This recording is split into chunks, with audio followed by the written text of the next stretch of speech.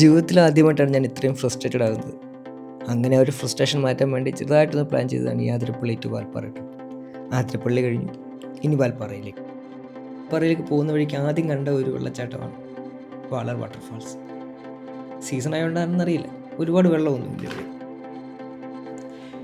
ഈ റൂട്ടിൽ ഒരുപാട് വൈൽഡ് ആനിമൽസിനെ നമുക്ക് കാണാൻ പറ്റുമെന്ന് എന്നോട് പലരും പറഞ്ഞിട്ടുണ്ടായിരുന്നു. എനിക്ക് പക്ഷേ ഒരു പൂച്ചക്കുഞ്ഞിനെ പോലും കാണാൻ പറ്റിയില്ല. ഈ കാണുന്നത് ഷോളയാർ ഡാമിൻ്റെ റിസർവോയറാണ്. നല്ല രസമാണ് ഇത് കാണാൻ.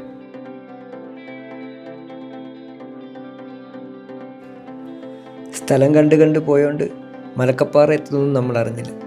അത്ര അടിപൊളി റൂട്ടാണിത്.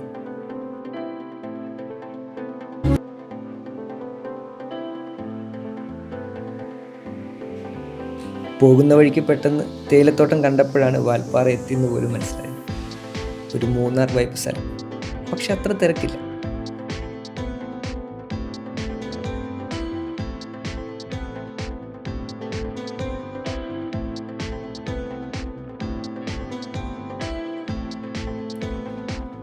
ഒരുപാട് തിരക്കില്ലാത്തതുകൊണ്ടാണോ എന്ന് എനിക്കറിയില്ല, നല്ല വൃത്തിയാണ് ഇവിടെ എല്ലാം. റോഡും പരിസരവും എല്ലാം നല്ല നീറ്റ് ആൻഡ് ക്ലീൻ ആയിട്ട് കിടക്കുന്ന കാണുമ്പോൾ തന്നെ നമുക്കൊരു സന്തോഷം തോന്നും.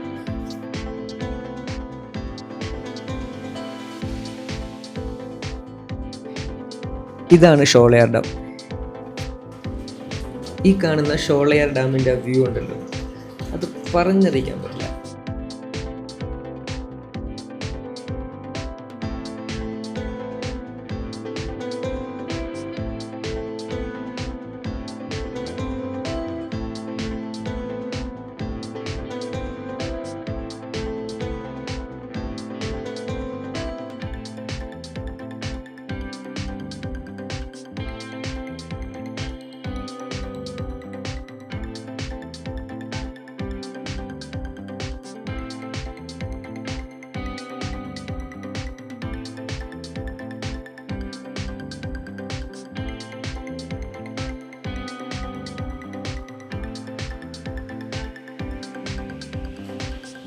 ഇതാണ് വാൽപ്പാറ ടൗൺ.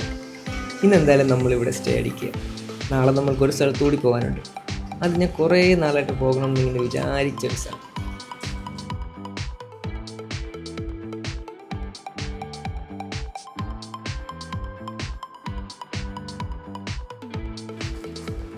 അങ്ങനെ അടുത്ത ദിവസം രാവിലെ ഞാൻ ആദ്യം കാണുന്ന കാഴ്ച തേയില നുള്ളുന്ന ചേച്ചിമാരെയാണ്. അത് കണ്ടപ്പോൾ തന്നെ ഒരു പ്രത്യേക ഫീലായിരുന്നു. ഇനി നമ്മൾ ഇവിടുന്ന് നേരെ പൊള്ളാച്ചി വഴി കോയമ്പത്തൂർ. എനിക്ക് ഈ റൂട്ട് സജസ്റ്റ് ചെയ്തത് നമ്മുടെ താമസിച്ചിരുന്ന ഹോട്ടലിലെ മലയാളി ചേട്ടനാണ്. അതെന്തായാലും തെറ്റിയില്ല. അടിപൊളി റോഡ് വിത്ത് ഇഷ്ടം പോലെ വ്യൂസ്. ഏതാണ്ട് 40ഓളം ഹെയർ പിൻസ് ഉണ്ട്.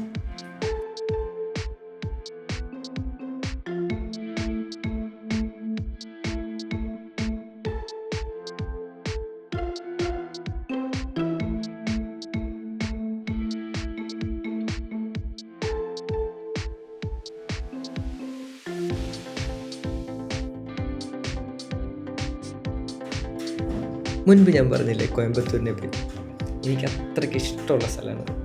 ഞാൻ കുറച്ച് നാളോടെ വർക്ക് ചെയ്തിട്ടുണ്ട്. അന്ന് ഞാൻ കഴിച്ച ഫുഡിൻ്റെ ആ രുചി അതെൻ്റെ മനസ്സിൽ ഇപ്പോഴും ഉണ്ട്.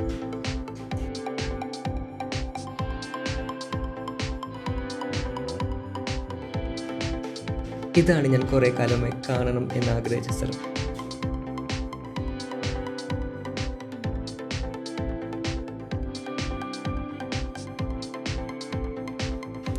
ആദിയോഗി പല വീഡിയോസിൽ കണ്ടിട്ടുണ്ടെങ്കിലും ഇവിടെ വരുമ്പോൾ എന്തോ ഒരു പോസിറ്റീവ് ഫീലുണ്ട്.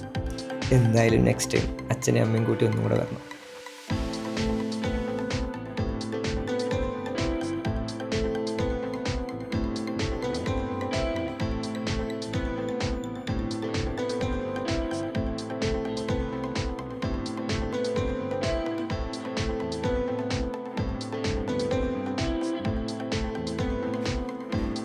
തുടക്കത്തിൽ പറഞ്ഞ പോലെ ഫ്രസ്ട്രേഷനൊക്കെ മാറി റിലാക്സ്ഡ് ആയിട്ടാണ് ഞാൻ തിരിച്ചു പോകുന്നത്. ദൈവമേ, ഇതിങ്ങനെ തന്നെ ആയിരിക്കണേ.